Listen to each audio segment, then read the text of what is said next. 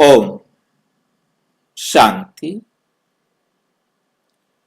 पदम बनना है आत्मा को, न्यारा और प्यारा। फिर कर्म करेगी आत्मा, न्यारे और प्यारे, और उन्हीं कर्मों के आधार पर उसका जीवन, अगला जीवन निर्भर करता है। तो हमें पद्मा पदम पति बनना है। तो हम आज आत्मा के बारे में जानेंगे कि आत्मा कैसे अपने लिए परिवार निश्चित करती है कि मैंने वहां जन्म लेना है, वहां मैंने शरीर धारण करना है। उसका आधार क्या है? आत्मा का परिवार विशेष, मतलब इसी विशेष परिवार में जन्म क्यों लिया? आत्मा ने इस व्यक्ति विशेष के साथ शादी क्यों की? तो शरीर धारण करने का आधार क्या है? किस आधार से वो शरीर को धारण करती है? ये प्रश्न गहन आध्यात्मिक और रूहानी रहस्यों को समझने का अवसर प्रदान करता है। आत्मा का किसी विशेष परिवार में या किसी भी रूप में शरीर धारण करना कोई संयोग मात्र नहीं। ऐसे नहीं कि हाँ जी अपने आप बस चांस बन गया, हम गर्भ धारण हो गया और हमारे बच्चा हो गया, ऐसा नहीं है। ये कोई संयोग मात्र नहीं है। इसके पीछे गहराई से जुड़े हुए 3 महत्वपूर्ण आधार हैं। नंबर 1, ड्रामा का पार्ट। नंबर 2, आत्मा के नैसर्गिक संस्कार। और नंबर 3, आत्माओं के परस्पर कार्मिक अकाउंट, कर्म का हिसाब किताब। इस अध्याय में हम इन 3 आधारों को विश्लेषण करेंगे। नंबर 1, ड्रामा का पार्ट। सृष्टि का ये पूरा खेल, ड्रामा, पूर्व निर्धारित है, मतलब पहले से ही निश्चित किया हुआ है और सटीक है, एक्यूरेट है। इसमें कोई मिस्टेक नहीं हो सकती।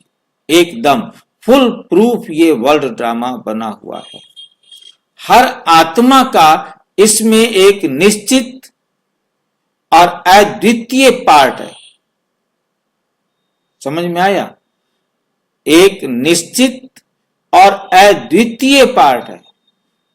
उस जैसा पार्ट किसी और आत्मा का नहीं हो सकता और निश्चित है। उसकी शक्ल, उसका चेहरा किसी दूसरे एक्टर से नहीं मिल सकता, अलग हो, सेम टू सेम नहीं हो सकता।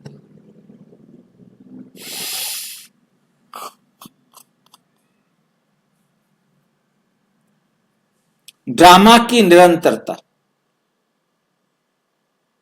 हर आत्मा को अपने पूर्व जन्म के कर्मों और संस्कार के आधार पर अनुसार एक निर्धारित भूमिका होती है। ड्रामा की यह विशेषता है कि यह अनंत काल तक चलता रहता है और हर आत्मा अपनी भूमिका को सटीकता से निभाती है। गलती कर ले किसी बार नहीं हो सकती। किसी भी आत्मा से कोई गलती नहीं हो सकती।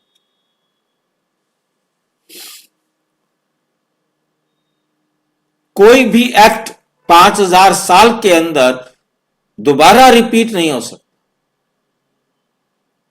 वो रिपीट होगा तो ठीक 5000 साल के बाद एक्यूरेट टाइम पर रिपीट हो।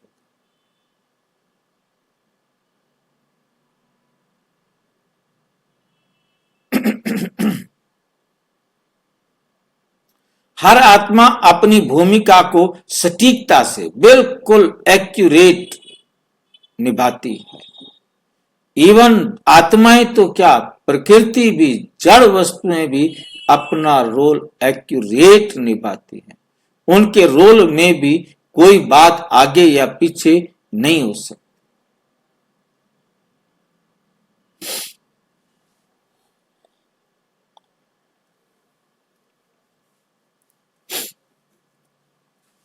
किस परिवार में जन्म होगा? आत्मा को उसी परिवार में जन्म मिलता है जहां वे अपने पाठ को बेहतर तरीके से निभा सकती है। ये निर्णय आत्मा के पिछले जन्मों के कर्म और संस्कारों के अनुसार होता है, और हम ये कह सकते हैं कि ड्रामा अनुसार उसके पार्ट में लिखा हुआ है। भाई जी, एक जन्म की कड़ी दूसरे जन्म से मिलती है, समझो। हाँ, बिल्कुल मिलती है। हर जन्म की कड़ी अपने जन्मों से मिलती है, क्योंकि कोई किसी और जन्म 5 जन्म पहले का भी कार्मिक अकाउंट हो सकता है जो आज पूरा हो। किसी भी जन्म का कोई भी कड़ी कभी भी आकर के मिलेगी। भाई जी, इस जन्म में हम जिस परिवार में हैं, इससे पहले हम उनसे कभी ना कभी तो कार्मिक अकाउंट पे बिल्कुल बिल्कुल मिले थे, बस रिश्ता हमारा कोई पता नहीं। हम जिसके आज हम पति बने हैं वो का पिछले जन्म में भाई बहन हो सकती है, हमारा भाई हो सकती है, हमारी माँ हो सकती है, हमारा बाप हो सकती है, हमारा बेटा हो सकती है, हमारी बेटी हो सकती है। रिश्ता कुछ भी हो सकता है।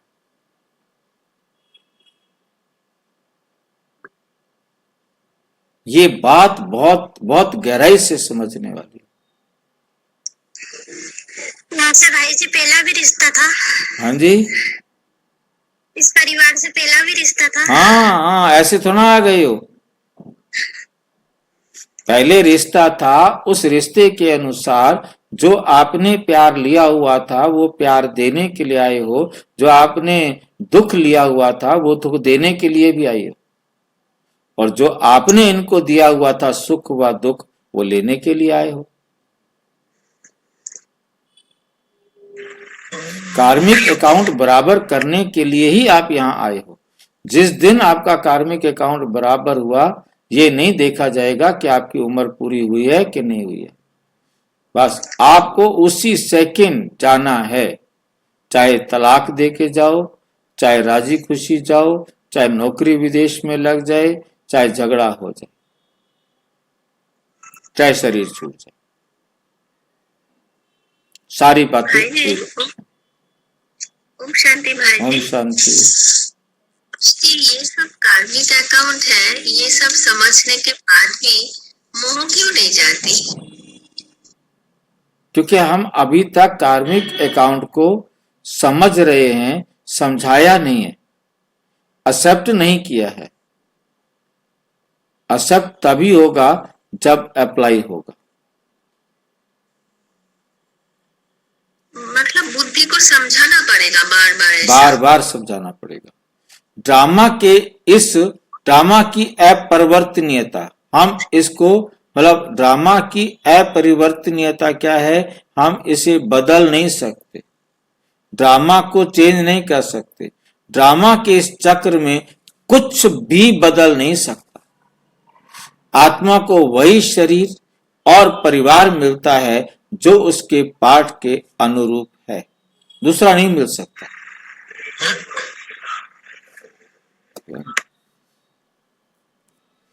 नंबर 2, आत्मा के नैसर्गिक संस्कार। नैसर्गिक संस्कार बोलते हैं स्वाभाविक, ठीक है नहीं? और जो है ना, हर आत्मा अपने साथ संस्कारों का एक विशेष समूह लेकर चलती है। ये संस्कार आत्मा के पिछले जन्मों के अनुभवों और कर्मों के आधार पर बनते हैं। भाई जी, ये नैसर्गिक संस्कार के लिए फिर से समझाइए।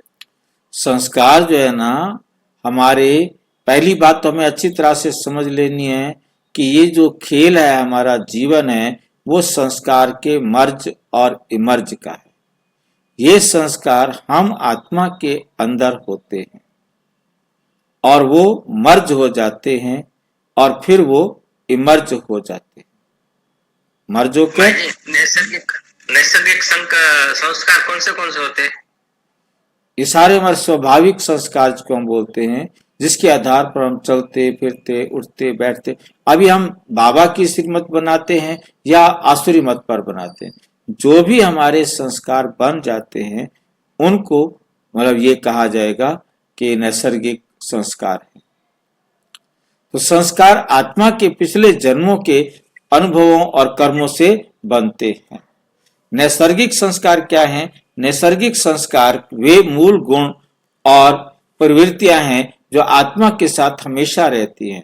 ये संस्कार आत्मा को ड्रामा के अनुसार अपनी भूमिका निभाने के लिए प्रेरित करता है। ये संस्कार प्रेरित करता है कि ऐसे मेरा भी होना चाहिए।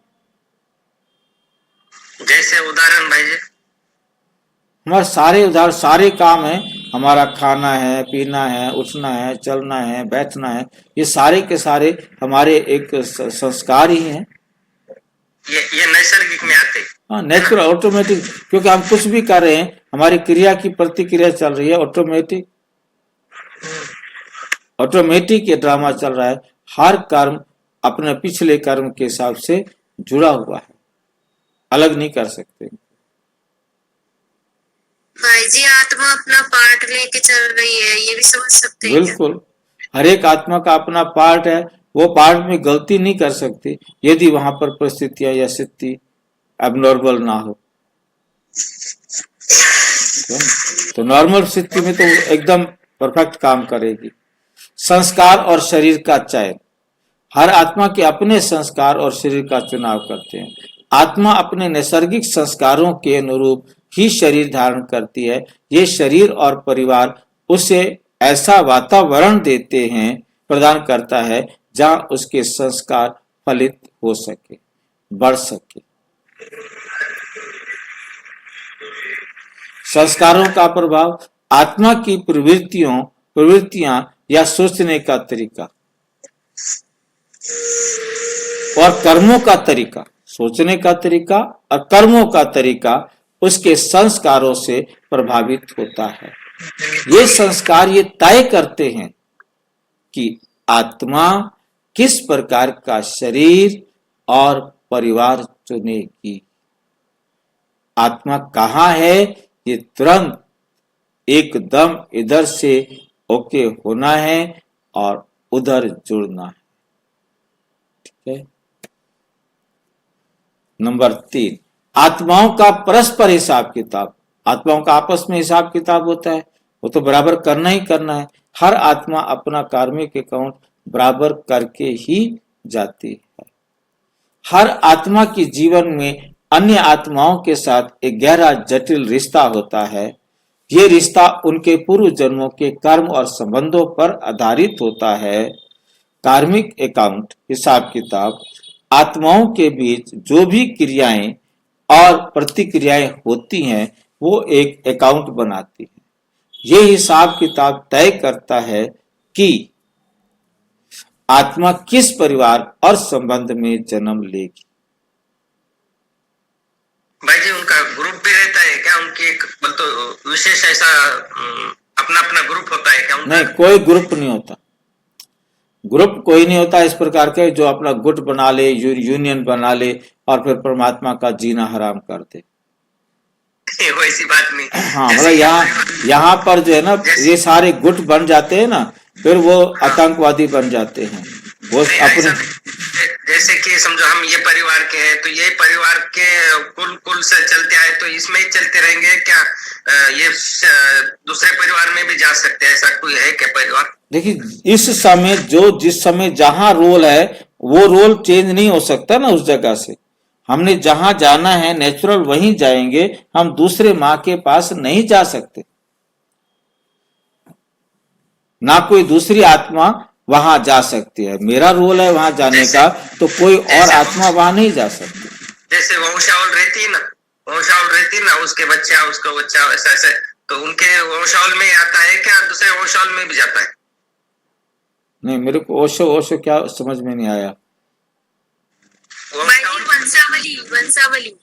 वंशावली।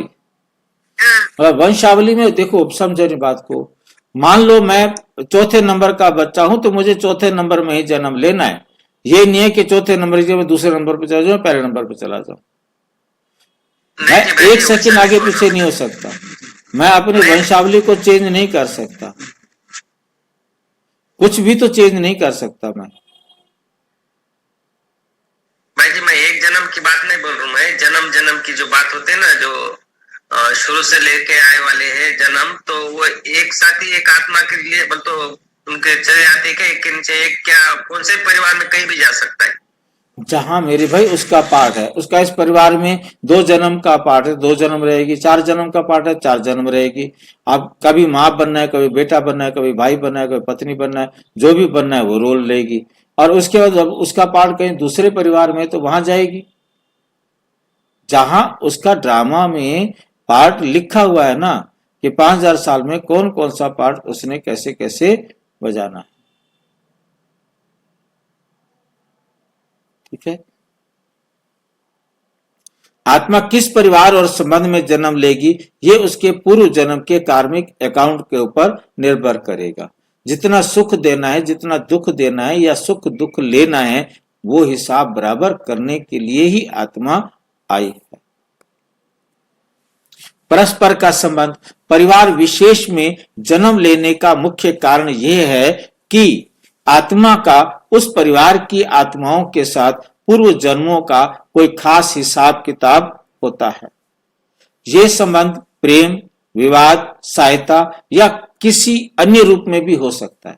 मतलब कोई मेरे को दोस्त बन जाए, वो मेरा कोई पड़ोसी बन जाए, वो हमारे पड़ोस में कोई दुकानदार बन जाए, या मैं उसके वहां नौकरी करने लग जाऊं, कोई मेरा मालिक बन जाए, या मैं किसका मालिक बन जाऊं। मतलब हम उन आत्माओं के संबंध संपर्क में आएंगे जिनके साथ हमारा हिसाब किताब है, जिनके साथ हमने अपना हिसाब किताब बराबर करना है।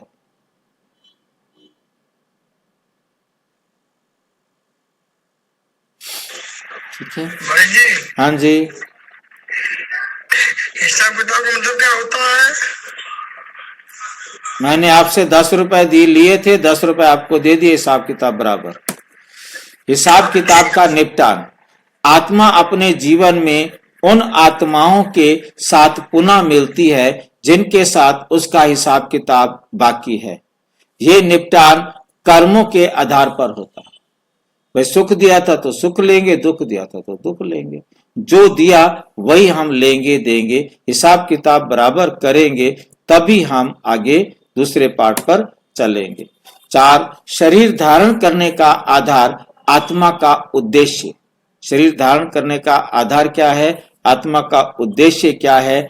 आत्मा शरीर धारण करके केवल अपने व्यक्तिगत उद्देश्य की पूर्ति के लिए नहीं, उसका कोई पर्सनल कोई कारण नहीं होता कि मैं जो है ना शरीर लूं और इस परिवार में जाऊं, बल्कि क्या होता है, ये अपने नैसर्गिक संस्कारों और परस्पर के हिसाब किताब को बराबर करने के लिए जाती है, पूरा करने के लिए। क्यों उस बच्चे ने आपके घर जन्म लिया, क्यों उसने आपके साथ शादी की, क्यों वो आपका दोस्त बना, क्यों वो आपका दुश्मन बना, क्यों वो आपको मिला चाहे कुछ भी नहीं था, क्यों हम सारे मिले हैं। हमारा कार्मिक अकाउंट है, हमारे नैसर्गिक संस्कार हैं। उन संस्कारों के आधार पर हम परस्पर अपना कार्मिक अकाउंट बराबर करने के लिए मिले। भाई जी ये ग्रुप भी बना है हमारा, कोई कार्मिक अकाउंट होगा इसलिए ग्रुप बिल्कुल बना है। बिल्कुल बिल्कुल। मतलब इस कोई ग्रुप में तो बहुत खुशी मिलती है, ऐसे ही मिलते रहे कलब कलब। हम मिलेंगे, हर काल मिलेंगे, इसमें चेंज नहीं आ सकता। ये अभिजीत भाई भी हमें को ऐसे ही करते रहेंगे कल ऐसे ही पूछेगा, यही प्रश्न पूछेगा। पूरा करने के लिए जन्म लेती है। आत्मा को सीखने का सफर, आत्मा का सीखने का सफर। आत्मा हर जन्म में नई परिस्थितियों और रिश्तों से सीखती है। ये अनुभव आत्मा को अपने नैसर्गिक स्वरूप के और करीब लाता है। मतलब जो उसका नेचुरल स्वरूप है, नेचुरल जीवन है, वो उसके नजदीक लाता है। क्योंकि जितना भी है लेना देना बराबर होता जाएगा, वापिस अपने नेचुरल रूप में आत्मा आ जाएगी, जिस रूप में आत्मा परम धाम से आई थी। मतलब हर टाइम आत्मा अपने ही नेचुरल स्वरूप की तरफ, नेचुरल गुणों की तरफ, जिन गुणों के साथ वो आई थी उधर की तरफ बढ़ती है। जिनको दिया हुआ था उनसे लेती जाती है, जिनसे लिया हुआ था उनको देती जाती है। तो नेचुरल अपने उसी रूप में आती जाती है। आत्मिक उन्नति, हर जन्म आत्मा के लिए एक अवसर है कि वे अपने संस्कारों को सुधार सके और अपने पिछले कर्मों का हिसाब किताब समाप्त कर सके। क्योंकि जो भी हिसाब किताब है उसने बराबर तो करना है ना, जो भी हिसाब किताब है वो बराबर करने के लिए आई है, मिली है। अपने संस्कारों को सुधारना, जैसे जैसे जो कार्मिक अकाउंट बराबर होता जाएगा वो संस्कार, बिगड़ा हुआ संस्कार सुधरता जाएगा। किसी ने दुख दिया हुआ था, उसको मैंने दुख दे दिया, हिसाब बराबर हो गया, अब मेरा वो संस्कार चेंज हो जाएगा। अब मैंने किसी को दुख देना नहीं, वो संस्कार मर्ज हो जाएगा। अब यदि मैंने किसी को जब कभी दुख देना होगा तो वो संस्कार फिर से मर्ज हो जाएगा। ये मर्ज होना और मर्ज होना, ये दो ही बातें हैं, और वो संस्कार सारे हर आत्मा के अंदर हैं। किस समय कौन सा संस्कार इमर्ज होगा, कौन सा संस्कार मर्ज होगा, ये हर आत्मा का अपना पार्ट है, अपना रोल है, अपना भाग है। निष्कर्ष, परिवार और शरीर का चयन पूर्व निर्धारित है, पहले से तय है। उसके लिए कोई अब नया नहीं है कि अचानक चलो भी इधर चले जाए। आत्मा का किसी भी परिवार में जन्म लेना या कोई विशेष शरीर धारण करना संयोग नहीं, बल्कि एक गहरी योजना और ड्रामा का पार्ट है, हिस्सा है, रोल है। ड्रामा का नियम है कि हर आत्मा अपनी भूमिका के अनुसार सही समय पर और स्थान पर जन्म लेती है, जरा भी मिस्टेक नहीं हो सकती। संस्कार और हिसाब किताब, आत्मा के संस्कार अन्य आत्माओं के साथ का रिश्ता ये तय करता है कि ये वे किस रूप में और कहां जन्म लेगी। ये हर आत्मा का अपना है, उसका पहले से तय है। हाँ जी भाई जी, सबका अपना अपना हिसाब है। बिल्कुल, सबका अपना अपना हिसाब किताब है। हर आत्मा ने अपने हिसाब से ही जाकर के जन्म लेना है, शरीर धारण करना है। जहां हिसाब है वहीं जाएंगे, जहां हमारा हिसाब किताब नहीं वहां जा ही नहीं सकते। और वहां हम उतना समय रुकेंगे जितना समय हमारा हिसाब किताब है। जिस समय हिसाब खत्म हुआ हम वहां से हट जाएंगे, चाहे वो चले जाएं चाहे हम चले जाएं, अलग हो जाएंगे, साथ नहीं रह सकते, हिसाब नहीं है तो। अतः आत्मा का शरीर धारण करना केवल भौतिक प्रक्रिया नहीं, एक शारीरिक का कारण नहीं है कि भी भौतिक रूप से जो दिखाई दे रहा है उसके कारण भी शरीर धारण हो गया, बल्कि ये आध्यात्मिक, नैतिक, कर्म सिद्धांतों पर आधारित एक गहरा रहस्य है। हमें इस तथ्य को समझते हुए अपने कर्मों को सही दिशा में संचालित करना चाहिए। अब हमें अपने कर्मों पर पूरा अटेंशन देना चाहिए कि मेरे से अब कोई कर्म ऐसा ना हो जाए जो मुझे फिर उसके स्थान पर दुख लेना पड़े। कोई प्रश्न है तो देखो। अच्छा, हाँ जी, प्रश्न पूछना भाई जी। पूछना है? हाँ जी बोलो। भाई जी, जैसे पिछले जन्म के हमारे जो किसी से भी हिसाब किताब है, वो कभी हमें इस जन्म में दिखाई दे सकते हैं सपने के तौर पे, या कुछ नहीं। जो कई बार अजीबो गरीबो सपने दिखाई देते हैं, तो शायद वही है।